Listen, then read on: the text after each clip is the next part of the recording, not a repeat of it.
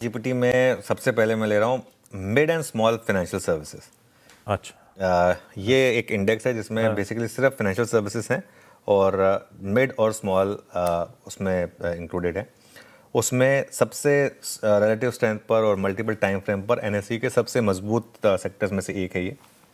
Weekly chart पर अगर आप देखें तो ये निफ्टी को आउट परफॉर्म कर रहा है और एक रेशो चार्ट पर भी अगर आप देखें तो एक साल के ट्रेंड लाइन सपोर्ट से एक अच्छी आउट परफॉर्मेंस आई है। इसमें 30 स्टॉक्स हैं आशीष।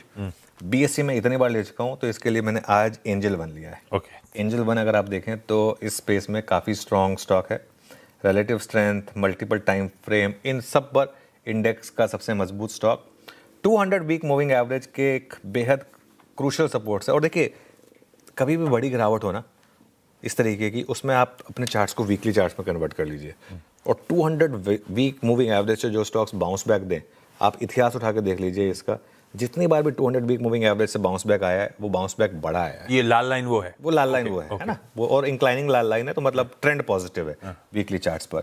तो यहाँ पर अगर आप देखें तो 4 हफ्ते से हायर हाइज और हायर लोज बने हैं। एक ही कैंडल में 20 वीक, 50 वीक और 100 वीक मूविंग एवरेज क्रॉस हुआ और 6 गुना से ज़्यादा डिलीवरी वॉल्यूम्स आए यहाँ पर। और एक क्वार्टर के लो पर ओपन इंटरेस्ट है क्योंकि शॉर्ट कवरिंग हुई है। एक ही दिक्कत है, कल स्टॉक काफ़ी चला है, करीब करीब 9% का, लेकिन कल पूरी मार्केट चली है तो इसमें एंजल ही अकेला नहीं था। एयू बैंक पहले आपको याद होगा काफ़ी बड़ा आउट परफॉर्मर हुआ करता था प्राइवेट बैंकिंग स्पेस का। उसके बाद पूरी मार्केट में करेक्शन आई, सब करेक्ट हुए, एयू भी करेक्ट हुआ। लेकिन अब जंप देखिए एयू का पिछले कुछ दिनों में ज़बरदस्त मोमेंटम है और 200 डे मूविंग एवरेज से मोमेंटम लौटा और एक ही कैंडल में इसने 50 डे और 100 डे मूविंग एवरेज क्रॉस किया डबल डिलीवरी वॉल्यूम के साथ। और 2 दिनों से यहाँ पर एफएनओ में शॉर्ट कवरिंग नज़र आ रही है, तो ये दूसरा स्टॉक हो गया हमारा।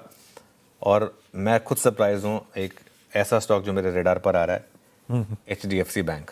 देखिए, जो है वो है, जो डेटा कहेगा हम उसके गुलाम हैं at the end of the day, हमारा पर्सनल व्यू जो भी हो स्टॉक्स को लेकर। लेकिन एचडीएफसी बैंक में मार्च 2020 से जो एक एंकर्ड वीवैप की ट्रेंड लाइन चली आ रही है, वहाँ से ब्रेकआउट आया है। इसका मतलब क्या है? या तो यहाँ से स्टॉक वापस 950,000 की तरफ जाएगा या फिर आपके पास एक लेवल मिल गया आपको जो रिसेंट 52 वीक लो था। अगर ये टूट गया तो गिरावट बड़ी होगी। तो 2 चीज़ें हैं, तो इसको रखें अपने नज़र पर। कल एक और चीज़ हुई है, कल मुझे लग रहा है यहाँ पर डिलीवरी बाइंग हुई है। जो कल एफआईएस का कैश का जो सेल नंबर इतना कम हुआ है, उसमें एक फैक्टर ये हो सकता है क्योंकि कल 4 करोड़ से ऊपर की डिलीवरी उठी है यहाँ पर एचडीएफसी बैंक में और शॉर्ट कवरिंग भी नज़र आई है पिछले कुछ दिनों से। तो अगेन अगर आप एक ट्रेंड देखेंगे तो एक ऑलमोस्ट उस लेवल पर है जहाँ पर normally market price action wise तो सपोर्ट करता है। अब यहाँ पर वो कॉर्पोरेट गवर्नेंस का इशू है या नहीं है, आरबीआई ने तो साफ कह दिया नहीं है, तो लेकिन यू नेवर नो, तो ये रिस्क तो हमेशा रहेगा। लेकिन प्योरली चार्टिकली कल एक इसने साइन दिखाए हैं कि शायद रिकवरी के लिए तैयार है। Perfect, beautiful.